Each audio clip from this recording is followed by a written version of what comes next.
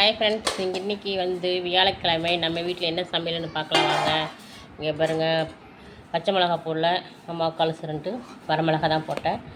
பார்த்திங்களா, வரமிளகா தான் போட்டிருக்கேன். ஏன்னா அம்மாவுக்கு அலசுறன்னு சொல்லிவிட்டு ஹாஸ்பிட்டலில் ட்ரீட்மெண்ட் எடுத்துகிட்டு இருக்காங்க. அதனால் வரமிளகா தான் போட்டிருக்கேன். சுட சுட உப்புமா. அப்புறம் பார்த்திங்கன்னா அதுக்கு மேட்சிங்க வெள்ளை சக்கரை கொஞ்சமாக வச்சுக்கலாம். ஏன்னா வெள்ளை சக்கரை நிறையா சாப்பிடக்கூடாது, தப்பு, சரிங்களா. அப்புறம் நாட்டு சக்கரை கொஞ்சம் தாராளமே வச்சுக்கலாம், ஓகேங்களா. ஒரு 2 ஸ்பூன் 3 ஸ்பூன் வச்சுக்கலாம். அப்புறம் பார்த்திங்கன்னா தயிர் சாதம், சரிங்களா. தயிர் சாதம், கிளறின சாதம்.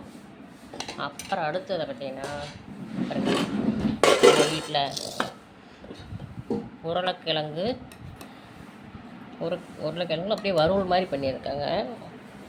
சூரியதான் பண்ணனா, நான் பண்ணலை, சரிங்களா. ஓகே ஃப்ரெண்ட்ஸ், நம்ம வீட்டில் இன்றைக்கி பாருங்கள், சுட சுட உப்புமா, பச்சை கருவேப்பிலை, இஞ்சி எல்லாம் போட்டு சுட சுட உப்புமா செஞ்சுருக்கேன். அப்புறம் வெள்ளை சக்கரை, நாட்டு சக்கரை, தயிர் சாதம், அதுக்கு மேட்சிங்காக உருளைக்கிழங்கு பொரியல்.